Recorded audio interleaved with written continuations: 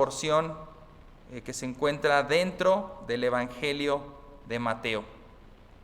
Pongamos en oración este tiempo. Pues Padre, te agradecemos, te bendecimos, te alabamos, Señor, por lo bueno que eres, porque diste profecías desde el principio a Adán y a Eva, les prometiste que la serpiente no se saldría con la suya, que de su simiente, esto es de uno de sus hijos, vendría alguien y la aplastaría por completo, aplastaría su cabeza, desharía sus obras. A Abraham también le prometiste que en su simiente, en su familia, en sus descendientes, se verían benditas todas las naciones de la tierra. Uno de sus descendientes iba a bendecir a todas las familias de la tierra. Al rey David también le prometiste que uno de sus hijos se sentaría perpetuamente sobre el trono de Israel y gobernaría el mundo entero con una vara de justicia. Y Señor, pues tú has enviado a tu Hijo Cristo. Él es el esperado de todas las naciones, el deseado de todos los confines de la tierra, el Redentor del mundo, el Salvador, el Cordero de Dios que quita el pecado del mundo, el Rey verdadero que viene a reinar, el Hijo de Dios, el Hijo del hombre, que vino a servir a todos para darles salvación. Gracias te damos por tu Hijo Cristo y gracias te damos por estas hermosas palabras de bendición y de promesa que ahora veremos cumplidas en el Nuevo Testamento. Te alabamos, Señor, dirige este mensaje y ayúdanos a recibirlo. En el nombre de Cristo Jesús. Amén. Muy bien, si vamos a ver el Sermón del Monte que se encuentra en el Evangelio de Mateo, pues la primera pregunta que surge en nuestra mente es: ¿por qué ese libro se llama el Evangelio según Mateo? ¿Y cuál diferencia existe con el Evangelio? El Evangelio de Cristo, el Evangelio de Pablo, el Evangelio de Mateo, ¿qué diferencia hay? ¿Será el mismo? ¿O por qué se le llama Evangelio a este libro? El Evangelio, la palabra, significa buenas noticias, y a lo que nos referimos cada vez que decimos el Evangelio, estamos refiriéndonos al mensaje de buenas noticias de salvación en Cristo Jesús. Estamos refiriéndonos al perdón de pecados que Cristo nos ofrece por medio de la obra que Él hizo en la cruz. La obra que Él vino a hacer para reconciliar al mundo delante de Dios. Eso es lo que básicamente decimos el Evangelio, porque no me avergüenzo del Evangelio. Eso es a lo que nos referimos. Cuando nosotros vemos que existen libros de la Biblia que se llaman evangelios, tenemos que ver una diferencia. Estos libros se les llaman así porque narran la vida y obra del Señor Jesucristo. En estos libros está contenido el Evangelio. Se les llama Evangelio porque narran la vida y obra del Señor Jesucristo, como si fuera una biografía del Señor. Narran su nacimiento, su origen, su crecimiento, lo que enseñó, las obras que llevó a cabo, cómo terminó todo y el mensaje que se nos queda. Está contenido el Evangelio, las buenas noticias, pero estos libros en particular se les llamó evangelios. Ahora existen 4 evangelios: Mateo, Marcos, Lucas y Juan. De esos 4, 3 de ellos se les llama evangelios sinópticos. Esto significa que tienen una vista en común, una vista en conjunto. Ven diferentes puntos de vista de mismos hechos que sucedieron en la vida de Jesús. Se narran en sintonía muchos de los eventos que vivió Jesús, que enseñó Jesús, milagros y señales que hizo, y pueden tener ciertas diferencias, no que se contradigan, sino que cada uno está dando su propia perspectiva. A diferencia del último evangelio, que es el evangelio de Juan, él no se le considera sinóptico, porque él no va, por decirlo así, desarrollando la misma cronología, los mismos eventos.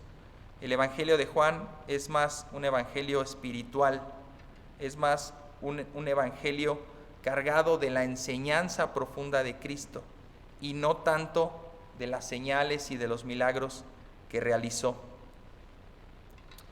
Ahora, el tema de nuestro estudio es el evangelio de Mateo. Una pregunta es, ¿por qué se le llama evangelio y si es diferente del evangelio? Segunda pregunta, ¿quién fue Mateo? ¿Quién escribió este libro? Que parece muy importante porque está en la portada de lo que inicia el Nuevo Testamento. Es la puerta de entrada para el Nuevo Testamento. Mateo fue un judío que vivió en la época de Cristo. Su nombre era Leví. Aparece, si me acompañan, en Marcos capítulo 2. Marcos capítulo 2.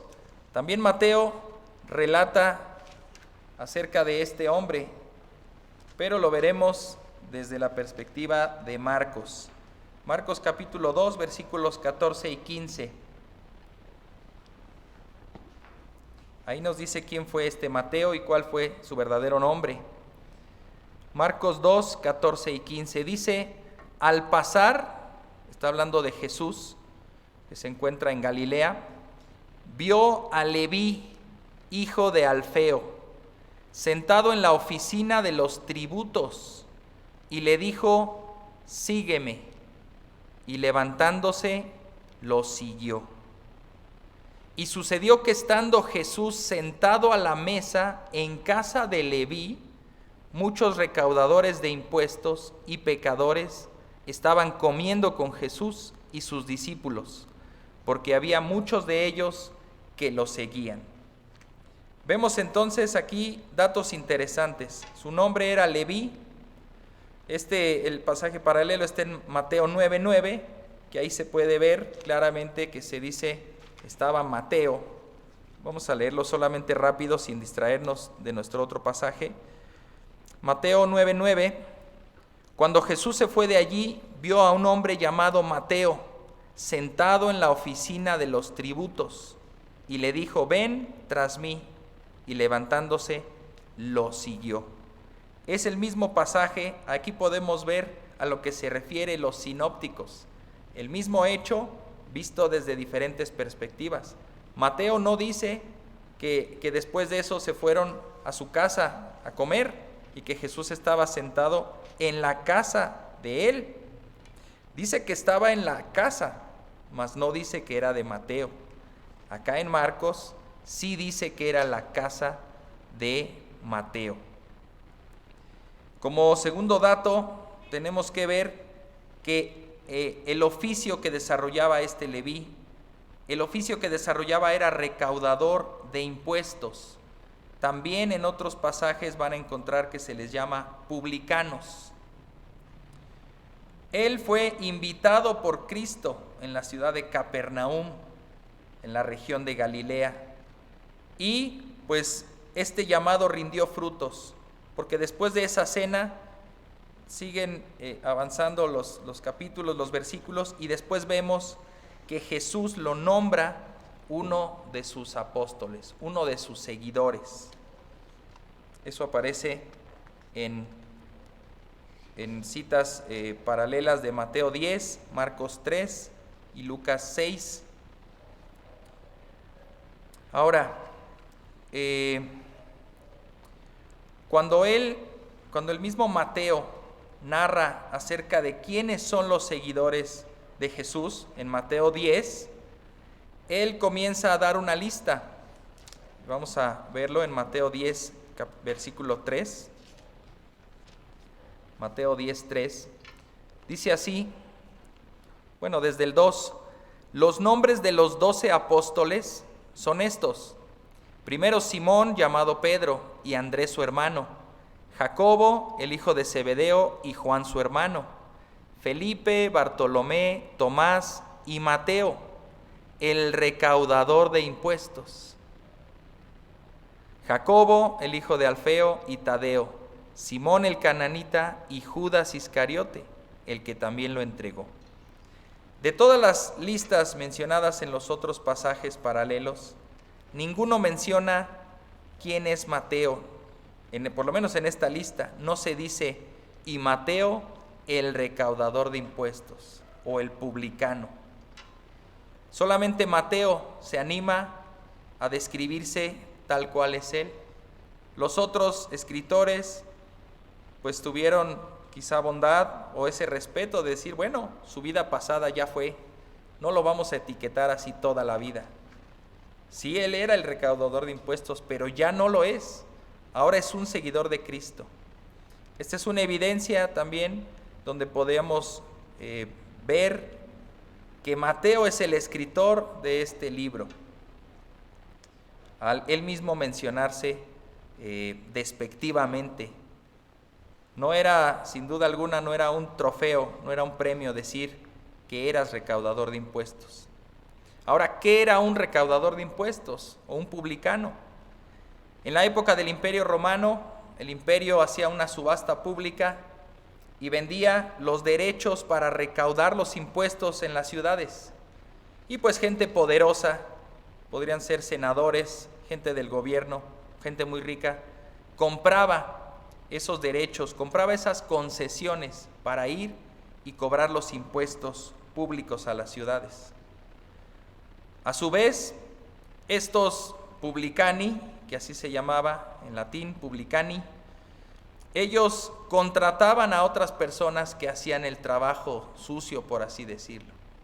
Estaban en las ciudades y recaudaban los impuestos.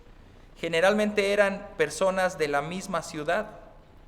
Tú cóbrale a tus vecinos, cóbrale a tus familiares, cóbrale a los pocos amigos que tengas. Tú les vas a cobrar. Y si Roma me pide un impuesto de 10 pesos, denarios, dólares, lo que sea, pues tú lo vas a recaudar y se lo vamos a dar, pero ¿y entonces? Nosotros no somos la caridad. No le estamos haciendo un favor a Roma. Tenemos algo que ganar. Si Roma nos cobra 10, pues podríamos comenzar por cobrar 11 y nos llevamos tú 20 centavos y yo 80 centavos y le damos a Roma el otro peso. Yo creo que después la ambición también se apoderaba de ellos y no solamente cobraban un poquito más, cobraban demasiado. Es por eso que no eran bien aceptados ni bien recibidos, no eran queridos por su propia gente, porque ellos se enriquecían a expensas de la miseria de la gente, del pueblo en general. No digamos los que habían comprado esa concesión. Estos eran los publicanos, estos eran los recaudadores de impuestos. Ahora, ¿realmente Mateo escribió este evangelio? Porque los documentos que podemos encontrar generalmente no dicen quién fue el escritor. En las cartas de Pablo, lo acabamos de citar la semana pasada, él mismo dijo en Tesalonicenses al finalizar, yo, Pablo, escribí esta carta de mi propia mano. En algunas ocasiones vimos que otros eran los escritores. Tercio, que escribió Romanos. Silvano, muy probablemente, escribió las cartas de Pedro. ¿Será realmente el apóstol Mateo quien escribió este evangelio? Y pues aquí se mete uno en diferentes controversias que han llegado a suscitarse. De entrada, el evangelio de Mateo es un evangelio que está destinado a la nación judía. Es un evangelio, por así decirlo, hebreo. Aunque lo tenemos en griego, pero podemos notar que hay una mente que está pensando en hebreo, que está pensando como los judíos. Este evangelio ordena las enseñanzas como lo haría un rabino judío. Cita las escrituras como si tuviéramos un conocimiento de ellas. A diferencia de Marcos o de Lucas, ellos explican si hay un ritual, una fiesta, una celebración, ellos explican a qué se refiere. Porque era costumbre de los judíos hacer esta fiesta, porque los judíos acostumbraban a hacer esto y esto. Mateo no se detiene a dar una explicación, él simplemente dice, y se hizo esto dando cumplimiento a la profecía, dando cumplimiento a lo que se decía en el Antiguo Testamento. Algunos sugieren que este escrito fue posterior, no fue de la época del apóstol, sino que fue después, tal vez escrito por otra persona de las mismas características que él, que también era judío, que también conocía la ley, que también era estricto en mantener un orden de la escritura, pero que tal vez no fue Mateo. Ahora, desde que la primera iglesia comenzó y los llamados padres de la iglesia estuvieron ahí, ellos reconocieron y aceptaron que Mateo era el autor. Las fuentes que ellos tenían decían, sí, es el libro de Mateo. Y ahí podemos referirnos a dos cosas, tanto al libro que fue escrito de la pluma y letra de Mateo, o una recopilación hecha por otra persona de las enseñanzas de Mateo. Recordemos que todos estos apóstoles y discípulos recorrieron la región enseñando la palabra de Dios. Muchos de ellos se convirtieron en ancianos en las iglesias o fueron misioneros, iban de región en región estableciendo iglesias. Y ellos tenían sus propios estudios, sus propios trabajos en donde llegaban a una iglesia y enseñaban. Pablo lo tenemos mucho más claro con la enseñanza de Pablo. Él va de ciudad en ciudad y enseña la doctrina, principalmente la doctrina del Evangelio, la doctrina del carácter del cristiano. Ellos, sin duda, debieron haber hecho lo mismo. Y qué mejor que ellos tomaran tal cual las palabras del Señor Jesús y las enseñaran. Estamos convencidos de que estos apóstoles recorrieron las regiones y daban, así como el Sermón del Monte que veremos hoy, daban la enseñanza a las personas. Se sentaban para dar la enseñanza pública y entonces decían, como dijo el Señor Jesús, bienaventurados los, y tal vez comenzaban a dar una enseñanza de las bienaventuranzas. Como dijo el Señor Jesús, debes perdonar a tu hermano hasta 70 veces 7. Como dijo el Señor Jesús, vayan por todo el mundo y hagan discípulos de todas las naciones. Si la iglesia primera aceptó los escritos de Marcos y Lucas, que no eran apóstoles, ¿cuánto más los escritos de los que sí eran apóstoles, como Mateo y Juan? Mateo aparece primero en nuestras Biblias, eso pues hace un realce a su importancia. Este evangelio es el más conocido, es el que más se cita en libros, en comentarios, en predicaciones, en estudios. Es el evangelio que más se cita, es el más comentado, es el que más comentarios tiene. Es el que conecta mejor el Antiguo Testamento con el Nuevo Testamento, ya que une la mentalidad del judío del Antiguo Testamento con el cumplimiento del Nuevo Testamento. Aunque este evangelio también se dirige a los gentiles, en este evangelio no necesariamente se da una aprobación de lo que el judaísmo de su época creía.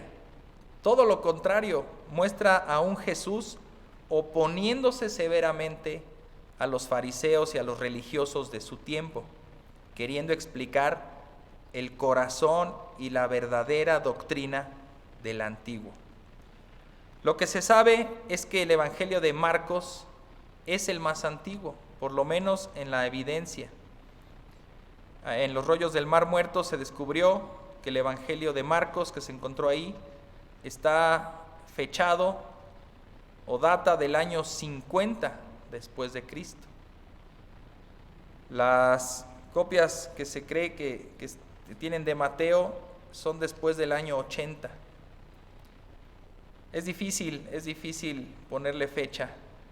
Muchos creen que fue el primero y por eso lo colocan primero. Algunos otros creen que más bien Mateo tomó Marcos y se basó en Marcos, porque casi está completamente el Evangelio de Marcos dentro del Evangelio de Mateo. Tienen pequeñas diferencias y Mateo amplió el Evangelio de Marcos, por así decirlo. Algunos otros creen que había otro documento llamado el documento Q, que sin duda de ese se basaron Mateo y Lucas. Mateo y Lucas se cree que no tuvieron comunicación entre sí cuando escribieron sus evangelios, pero tienen muchas similitudes. Algunos pueden pensar que es por el Evangelio de Marcos, que está ahí en medio, y ellos narraron lo de Marcos. Otros creen que existe otro documento perdido llamado el documento Q, que tenían ambos y que se basaron en ello porque hasta las mismas palabras aparecen en los escritos de ellos dos. Lo que sí tenemos es el Evangelio de Mateo, pero en griego, porque también algunos han pensado que se pudo haber escrito en hebreo. El que tenemos está en griego. El que no tenemos y que dicen los editores de la Biblia Peshitta, la Biblia Peshitta es un documento en arameo, la traducción arameo que circulaba en épocas muy antiguas. El arameo fue el idioma que habló Jesús y los editores de esta Biblia, ellos se descartan, dicen, nosotros no sabemos qué va a pasar con este dilema, si hubo un evangelio hebreo de Mateo o si solamente está el griego, nosotros no nos metemos a decir nada. Lo único que podemos decir, y cito, ahí está en la editorial de la Biblia Peshitta, dice, este escrito original arameo de Mateo no se ha conservado, no lo tenemos, aunque muchos han hecho referencia a él. Padres de la iglesia temprana como Papías, Ireneo, Clemente, Eusebio y Orígenes.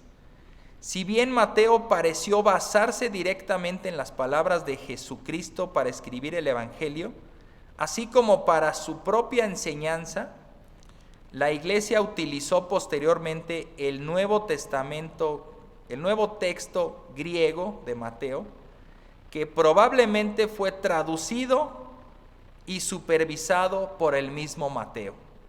Lo que los editores aquí están diciendo es, probablemente Mateo escribió su evangelio en hebreo, porque él era hebreo, él era judío, aunque no se descarta que lo haya podido hacer en griego.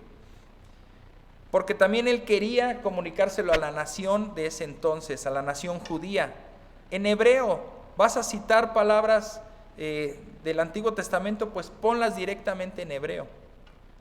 El texto que tenemos nosotros es el griego y tiene algunas discrepancias con el texto original hebreo del Antiguo Testamento cuando hace las citas. ¿Por qué son esas discrepancias? Porque cuando se basa en esas referencias del Antiguo, está usando la traducción al griego del Antiguo Testamento. Y no pretendo hacer bolas aquí a nadie, ni que diga, bueno, a mí no me interesa el griego y el hebreo y no me interesa qué fue primero, el hebreo o el griego. No queremos confundir a nadie, solo estamos dando una breve semblanza de cómo llegó el Evangelio de Mateo a nuestras manos. Ponte a pensar, él es un judío, él ha aprendido la ley, ha aprendido el hebreo tal vez, su idioma materno es el arameo, pero vive en un mundo griego, en un mundo helenizado, como el día de hoy el inglés. El inglés se usa si quieres hablar con cualquier persona en el mundo. No lo vas a obligar a que aprenda el español, más bien tú te debes de forzar a aprender el inglés. En ese entonces el griego tenían que aprenderlo y era posible que las personas instruidas lo pudieran escribir con facilidad. Mateo probablemente escribió en hebreo y probablemente él mismo se encargó de traducirlo al griego, que es el documento que tenemos hoy. Las palabras de un judío, con la mente de un judío, pero escritas en griego.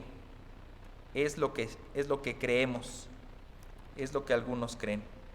Ahora, como introducción a este sermón que veremos, que obviamente si le estás esperando que lo veamos hoy, solo vamos a ver la introducción de este sermón del monte, porque abarca 3 capítulos de Mateo.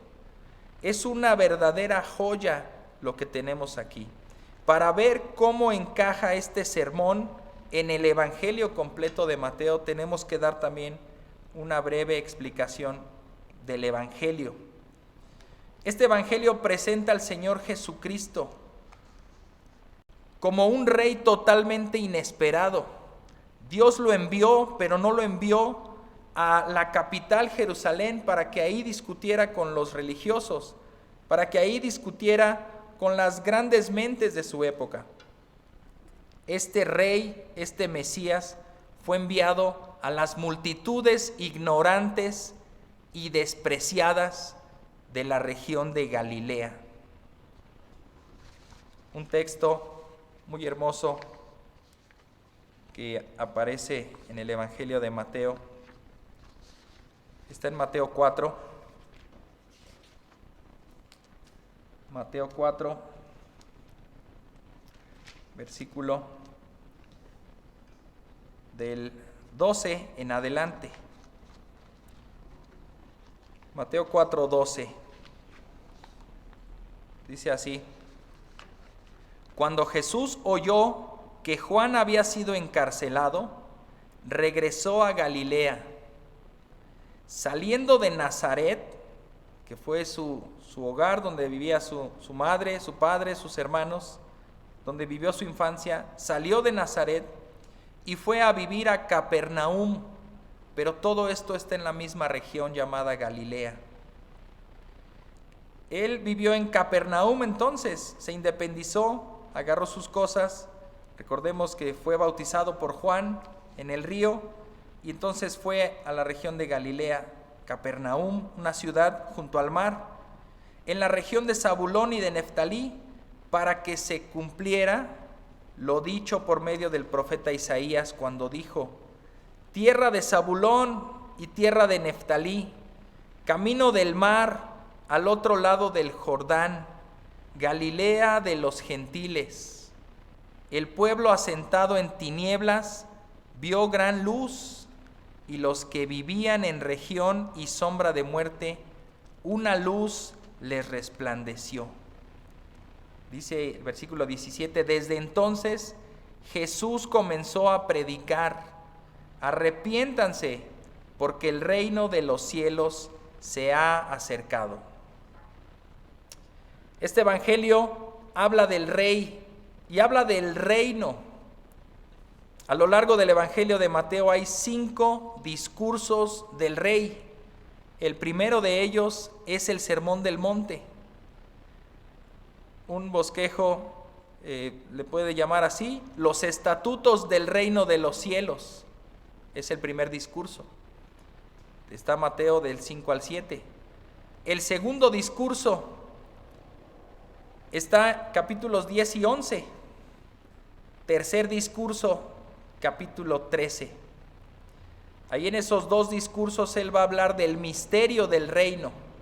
Discurso número 2 y discurso número 3 habla acerca del misterio del reino.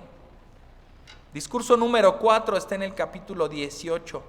Habla de las primicias del reino. Quinto discurso, Mateo 24 y 25, el futuro establecimiento del reino. El rey y el reino es lo que sobresale en todo el evangelio de Mateo. Ahora, preparémonos para escuchar el primer discurso del rey, que está en Mateo 5, pero Mateo no comienza en el 5, comienza en el 1. Este evangelio, desde el primer capítulo, revela la majestad eterna del Señor Jesús, Desde su nacimiento, Mateo se preocupa por hablar de su genealogía, de su estirpe real. ¿Cómo reconocemos que alguien es heredero al trono o alguien tiene derecho al trono? Pues hay que ver de quién es hijo. Mateo lo que hace es precisamente eso. ¿De quién es hijo el Cristo? Mateo capítulo 1, versículo 1. Libro de la genealogía de Jesucristo, hijo de David, hijo de Abraham. Con esos dos personajes, Mateo nos pone en el contexto. Del que voy a hablar aquí es del hijo de un rey, el rey David, el heredero de las glorias del rey David. Y de quien voy a hablar aquí es del hijo de Abraham, el padre de la nación de Israel. Él es el heredero de las glorias de Abraham. Mientras nace el Señor Jesús, otro rey en su época se ve amenazado. ¿Cómo un rey se va a ver amenazado por un hijo de unos campesinos, de un carpintero y su mujer, de unos aldeanos comunes y corrientes, que acaba de nacer este bebé? Y él se siente tan amenazado que manda matar a todos los niños en una región, porque no quiere que ese niño crezca. ¿Por qué se ve amenazado? Porque sabe que un rey ha nacido. Los ángeles constantemente intervienen para servir de mensajeros a este rey que ha nacido. Y comunicaron el mensaje a José. También en sueños y en visiones se le comunicó a los sabios de Oriente que vinieron a ver al rey. También a ellos mismos se les dijo: no regreses, ve mejor y habita en otra región. Este rey, desde su nacimiento, cumplió las profecías anunciadas de antemano. Y también en este evangelio se mostrarán con más claridad las lecciones acerca de los súbditos de este reino. Ahora también en el capítulo 3 podemos vislumbrar un poquito de un emisario enviado por el rey. Cuando vinieron los otros profetas en el Antiguo Testamento, pues ellos se presentaban solos. Bueno, yo soy Elías y pues te tengo que decir un mensaje. ¿De dónde saliste tú? Pues no sé, ni importa, pero el mensaje es el que importa. Y bueno, yo soy Jeremías, te tengo que dar un mensaje. ¿Y de dónde saliste tú? Pues no sé, pero el mensaje es el que importa. Cuando viene Cristo, llega un profeta primero, el emisario del rey, que anuncia a las naciones. Y dice ahí en Mateo 3, 17. Mateo 3, 17 dice: y se oyó una voz, ese pasaje todavía no. En Mateo 3, versículo 1, en aquellos días llegó Juan el Bautista, predicando en el desierto de Judea, diciendo: arrepiéntanse, porque el reino de los cielos se ha acercado. Porque este Juan es aquel a quien se refirió el profeta Isaías cuando dijo: voz del que clama en el desierto, preparen el camino del Señor, hagan derechas sus sendas. Este Juan fue enviado para preparar el corazón del pueblo, para anunciar que después de él, ahora sí venía el rey. Él era el emisario que tenía que tocar la trompeta y anunciarle a la gente: el rey vino a visitarlos. Inmediatamente después viene el rey. Sucede algo importante entre ellos dos. El bautista, que está bautizando en el río para perdón de los pecados, se encuentra con Jesús y le dice: tú debes bautizarme a mí, yo no te puedo bautizar a ti. Y Jesús le dice: tienes que hacerlo, hay que cumplir la ley. Es bautizado, y con esto, ¿qué representa? Que este rey está siendo ungido como profeta, como sacerdote y como rey. El rito de purificación de los antiguos sacerdotes daban comienzo a su ministerio. Jesús es lo que está haciendo. Está comenzando su ministerio al ser lavado, al ser ungido como sacerdote y también como rey. Y ahí sí, Mateo 3:17. Y se oyó una voz de los cielos que decía: Este es mi Hijo amado, en quien me he complacido. El Padre dando la aprobación y dando el banderazo de salida para el comienzo del ministerio de su Hijo. El Señor Jesús tuvo un recorrido y es muy similar a la nación de Israel. Vimos en el capítulo 2, lo mencionamos, que otro rey se ofendió, se sintió amenazado por este bebé, por lo tanto mandó matar a los bebés. Eso sucedió también a la nación de Israel cuando estuvo en Egipto. Un rey se sintió amenazado por ese pueblo y mandó matar a los bebés. Jesús simbólicamente está recorriendo el camino que la nación de Israel recorrió, también estuvo por Egipto, y de Egipto llamé a mi hijo. Mateo simbólicamente recorre 40 días en el desierto, lo que a Israel le tomó 40 años. Y también este nuevo Moisés, por decirlo así, no tú hermano, estamos hablando del Señor Jesucristo. Este nuevo Moisés también se subió al monte. ¿Para qué se subió al monte? Para dar los nuevos estatutos del reino que aparecen en este precioso sermón. Así como Moisés se subió al monte y recibió las tablas de la ley, este nuevo Moisés, este Cristo, está hablando de un nuevo pacto, de unos nuevos estatutos. Ahora sí, ¿cómo llegamos al sermón?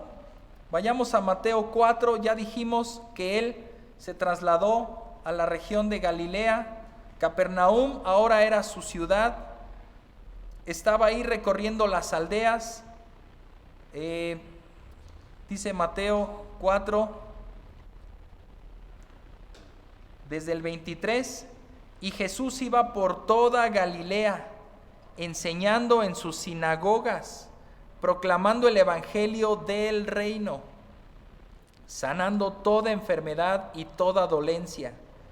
Se extendió su fama por toda Siria, y traían a él todos los que estaban enfermos, afectados con diversas enfermedades y dolores, los endemoniados, epilépticos y paralíticos, y él los sanaba. Y lo siguieron grandes multitudes de Galilea, Decápolis, Jerusalén y Judea, y del otro lado del Jordán.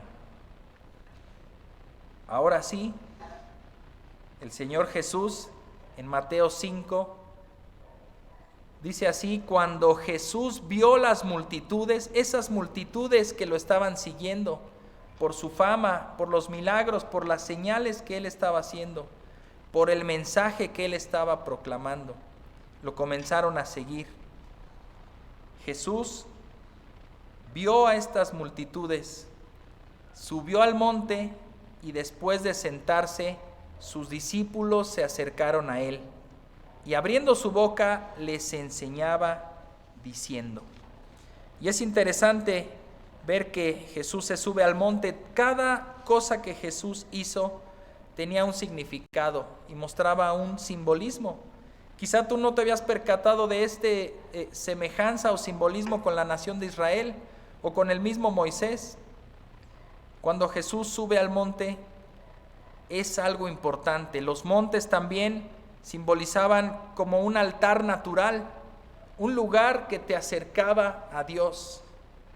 En la antigüedad, con Abraham, con Jacob, con los patriarcas, Dios les pedía que hicieran un altar en un monte, en un lugar alto. ¿Para qué? Para recordar cuando se encontraban en el jardín del Edén, que muy probablemente también era un monte y que estaba a lo alto y la presencia de Dios estaba allí. Cosas importantes que suceden cuando Jesús se subió a un monte. Mateo 17:1, ocurrió la transfiguración. Mateo 24, el discurso que da de las señales antes de que venga el fin. Mateo 26, su arresto en el Monte de los Olivos. Y Mateo 28 da la gran comisión en ese monte donde Él les dio por última vez las palabras y subió al cielo. Aunque Lucas menciona que es un lugar llano, probablemente tendremos que concluir entonces que Lucas recoge la información de los discursos de Jesús y la va incorporando en el transcurso que Jesús hace de toda su vida. Lo que creemos que más bien Mateo hizo fue recopilar una teología completa, sistematizada de parte de Jesús y colocarla en el primer discurso, el discurso del rey, el discurso de los estatutos del reino. Aquí en este primer discurso podemos ver en orden diferentes temas de cómo Jesús va dando su enseñanza. Y eso a la vez es algo que también nos deja ver la mente de un judío que va siendo ordenado en lo que va a decir. Mateo busca presentar las enseñanzas de Cristo. El último mensaje que escuchamos en el Antiguo Testamento fue que Dios está diciendo al profeta: vendrá alguien que hará volver el corazón de los padres hacia los hijos y el corazón de los hijos hacia los padres, no sea que venga y hiera la tierra con maldición. Por el contrario, el primer sermón de Cristo es y comienza con grandes bendiciones, con las bienaventuranzas. El Antiguo Testamento termina con un anuncio de maldición y el Nuevo Testamento comienza con la promesa de bendición. El Antiguo Testamento, recordado en un monte, el Sinaí, con unos estatutos, una ley. El Nuevo Testamento con un monte también, un monte desconocido de Galilea, con el rey arriba del monte y proclamando los nuevos estatutos del reino. El Señor Jesús está uniendo lo viejo con lo nuevo, le está dando continuidad. Sí, todo eso que se anunció se va a cumplir acá, pero ahora hay un nuevo y mejor pacto. El Señor Jesús no vino a eliminar la ley, vino a cumplirla.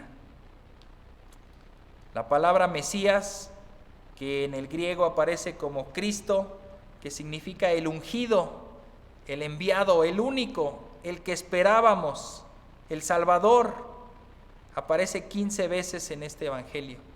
Sin duda, resalta la calidad de Cristo. En Lucas, por ejemplo, la frase dominante es el Hijo del Hombre. En Juan, el Hijo de Dios. Y Marcos quizá a veces ni se preocupa por presentarlo, porque lo presenta como un servidor, como un siervo. Ya para terminar, Mateo cita cerca de 50 veces la frase para que se cumpliese lo dicho por los profetas, haciendo alusión específicamente a cumplimientos que Cristo dio de las profecías. También cerca de 100 veces se hace referencia directa o indirectamente a pasajes del Antiguo Testamento. Jesús aparece aquí en un monte con una multitud. Él se sienta, porque al sentarse, los judíos de la época sabían que los rabinos y los maestros iban a dar una clase formal cuando se sentaban. La palabra cátedra significa silla. Si dices la cátedra de tal profesor, bueno, ahí debería estar una silla. La cátedra de Moisés, quizá él tenía una silla y daba enseñanzas. La cátedra del Señor Jesucristo quizá fue una roca, ahí en ese monte. Él se sentó y comenzó a dar un anuncio formal de sus enseñanzas.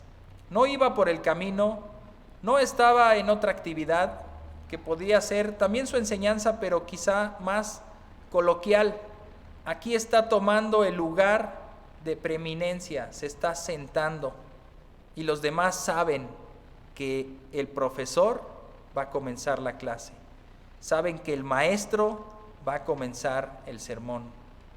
Los discípulos identifican eso y por eso dice en Mateo 5:1, y sus discípulos se acercaron a él. Este Jesús vio las multitudes, tuvo compasión de ellas, porque estaban angustiadas y abatidas y dispersas como ovejas que no tienen pastor. Pero principalmente este discurso fue para sus discípulos, para sus aprendices, para los miembros de este nuevo reino. Este discurso comienza en Mateo 5 y termina en Mateo 7. Veremos a lo largo de estas semanas el discurso, palabra por palabra, casi, si es necesario, de este discurso precioso que nos dejó el Señor Jesucristo en este monte. El discurso está por comenzar. El primer discurso del Rey nos hablará al corazón. Seremos como esa multitud dispersa, necesitada, pero que no se acerca, solamente esperando a que Jesús multiplique los panes o haga alguna obra milagrosa. O seremos como esos discípulos que cuando el maestro se sentó, ellos se acercaron a recibir la enseñanza. ¿Te acercarás, querido hermano, a recibir la enseñanza de Cristo, del Mesías, del Salvador del mundo, del ungido, del Rey que vino a anunciar el reino? ¿Te acercarás a recibir la enseñanza? Vamos a orar. Padre, gracias por este Evangelio de Mateo. Gracias por este mensaje que a lo largo de este libro de Mateo, en 5 diferentes discursos, nos hablan a nosotros, Señor. El destinatario original era la nación judía, pero también eran los discípulos. Y sabemos que los discípulos pueden surgir de cualquier parte, de cualquier lugar donde tú llames discípulos, de ahí saldrán, Señor. He aquí un grupo de tus discípulos. Aquí estamos nosotros, Señor. Dirige tus palabras hacia nosotros. Queremos recibirlas, queremos atesorarlas, queremos atenderlas y queremos obedecerlas, Padre. Queremos conocer los estatutos de este nuevo reino, porque tú viniste a anunciar el reino de los cielos. Queremos pertenecer a ese reino. Queremos saber las condiciones, las cualidades. Queremos disfrutar los beneficios de ese reino. Queremos también combatir en nombre de ese reino y ser parte de ese reino, Padre. Ayúdanos en las siguientes semanas a recibir tu palabra y a que este mensaje transforme nuestras vidas, como solo tu palabra lo puede hacer. Te bendecimos y te alabamos en Cristo Jesús. Amén. Que Dios